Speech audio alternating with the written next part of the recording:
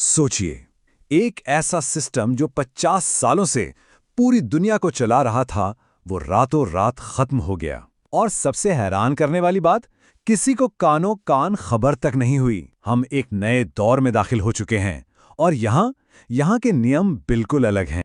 और ये सिर्फ कोई ख्याली बात नहीं है, ये अभी इसी वक्त हो रहा है। अभी हाल ही में सऊदी अरब और अमेरिका के बीच का वो 50 साल पुराना पेट्रो डॉलर एग्रीमेंट बिना किसी शोर शराबे के खत्म हो गया और उसके साथ ही एक पूरे युग का अंत हो गया। तो चलिए इस मामले की तह तक चलते हैं। आखिर ये बदलाव इतना बड़ा क्यों है? इसे समझने के लिए हमें पहले उस सिस्टम को समझना होगा जिसने हमारी पुरानी दुनिया को असल में बनाया था। देखिए, ये सिर्फ तेल का सौदा नहीं था, ये एक बहुत ही शातिर फाइनेंशियल लूप था। होता ये था कि सऊदी अरब तेल बेचता था सिर्फ और सिर्फ अमेरिकी डॉलर में, और फिर तेल से कमाए हुए वही डॉलर वो अमेरिकी सरकार को ही उधार दे देता था। नतीजा, डॉलर की मांग हमेशा आसमान पर रहती और अमेरिका को पूरी दुनिया पर एक ऐसा आर्थिक कंट्रोल मिल गया जिसकी कोई बराबरी नहीं कर सकता था। अब जरा इस चार्ट को देखिए। ये साफ साफ दिखाता है कि कैसे तेल के पैसे की पूरी नदी घूम फिर कर वापस अमेरिका में ही बहती थी। यही वो फाइनेंशियल इंजन था जिसने डॉलर को दुनिया का किंग बना दिया और अमेरिका को वो बेहिसाब आर्थिक ताकत दी जिसके सामने कोई टिक नहीं सकता था। लेकिन इतिहास एक बात तो हमें साफ साफ सिखाता है कि कोई भी साम्राज्य हमेशा के लिए नहीं रहता।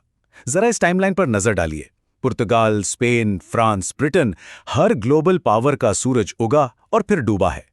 तो डॉलर का राज, वो कोई अपवाद कैसे हो सकता है? उसका अंत तो होना ही था।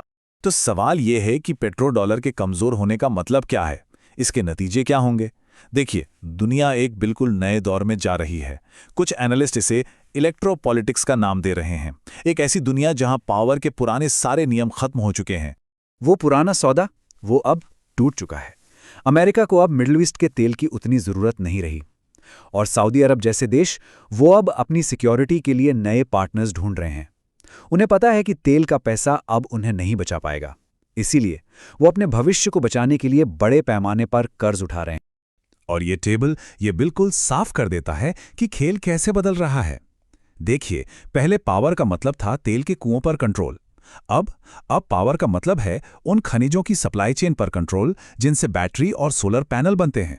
और जहां पहले सिर्फ पेट्रो डॉलर का एक छत्र राज था, अब एक ऐसी दुनिया बन रही है जहां कई करेंसीज एक साथ चलेंगी, एक मल्टीपोलर दुनिया। इस नई दुनिया का जो पहला पिलर है वो है भविष्य के कच्चे माल के लिए एक खतरनाक लड़ाई। ये एक ऐसी रेस है जो ग्लोबल पावर बैलेंस की पूरी कहानी को दोबारा लिख रही है। अब इस टेबल को देखिए। ये एक बहुत ही चौंकाने वाली सच्चाई है। भविष्य की पूरी इकोनॉमी जिन खनिजों पर चलेगी, लिथियम, कोबाल्ट, रेयर अर्थ्स, उन सब को प्रोसेस यानी इस्तेमाल के लायक बनाने का काम लगभग पूरी तरह से चीन के कंट्रोल में है। मतलब खनिज दुनिया में कहीं भी मिले, असली पावर उसके पास है जो उसे रिफाइन करता है, और आज वो पावर चीन के पास है। और ये होड़ सिर्फ आर्थिक नहीं है, ये खतरनाक भी है। यूनाइटेड नेशंस की ये वार्निंग साफ कहती है कि इन नए रिसोर्सेज पर कंट्रोल की लड़ाई हिंसक हो सकती है और इसमें क्रिमिनल गैंग्स तक शामिल हो सकते हैं। अब आते हैं नई पावर के दूसरे पिलर पर, और वो है अमेरिकी डॉलर की बादशाहत को सीधी चुनौती। ये सिर्फ ट्रेड की बात नहीं है, ये इस बात की लड़ाई है कि दुनिया के फाइनेंशियल सिस्टम का रिमोट कंट्रोल किसके हाथ में होगा। अच्छा, सबसे पहले तो ये साफ कर दें कि डॉलर आज भी किंग है। दुनिया का करीब 59% फॉरेन एक्सचेंज रिजर्व आज भी अमेरिकी डॉलर में ही है। तो जाहिर है इसे हटाना कोई बच्चों का खेल नहीं है। लेकिन इस मजबूत किले में अब दरारें साफ दिखने लगी हैं। पिछले ही साल दुनिया का 20% तेल डॉलर के बिना खरीदा बेचा गया।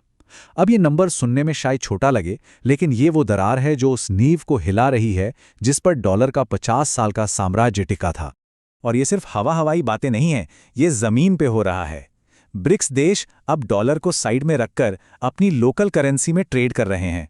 रूस चीन, ब्राजील चीन, भारत रूस, ये सब एक नया फाइनेंशियल सिस्टम बना रहे हैं जो वेस्ट के कंट्रोल से पूरी तरह आज़ाद हो। तो जाहिर सी बात है, अमेरिका ये सब चुपचाप तो नहीं देखेगा। एक सीधी धमकी दी गई है, जो भी देश डॉलर को बाईपास करने की कोशिश करेगा उस पर 100% टैरिफ लगा दिए जाएंगे। ये एक नया कोल्ड वॉर है, बस इस बार हथियार मिसाइलें नहीं बल्कि पैसा है। तो इन सब डॉट्स को जब हम जोड़ते हैं तो क्या तस्वीर सामने आती है? ये हमें ले आती है इलेक्ट्रोपॉलिटिक्स की दुनिया में, एक बिल्कुल नया युग जहां पावर के नियम फिर से लिखे जा रहे हैं।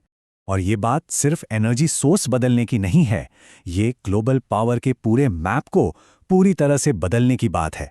जैसा कि इंटरनेशनल रिन्यूएबल एनर्जी एजेंसी का ये कोटेशन कहता है, ये बदलाव दुनिया में पावर को वैसे ही बदलेगा जैसे फॉसिल फ्यूल्स ने पिछली 2 सदियों में बदला था। हम एक ऐसे ट्रांसफॉर्मेशन के बीच में हैं जो इंडस्ट्रियल रेवोल्यूशन जितना ही बड़ा है। लेकिन एक बात साफ है, ये नई दुनिया कोई शांत जगह नहीं होगी। इसमें नए खतरे हैं, नई कमजोरियां हैं और लड़ाई के नए मैदान हैं। पावर का खेल तो वही है, बस चेस बोर्ड बदल गया है। तो आखिरी और सबसे बड़ा सवाल यही है, पुरानी दुनिया तेल पर चलती थी, आने वाली दुनिया चलेगी खनिजों और कोड पर। सवाल यह है कि इस नई दुनिया का स्विच किसके हाथ में होगा? इसी एक सवाल का जवाब हमारा आने वाला कल तय करेगा।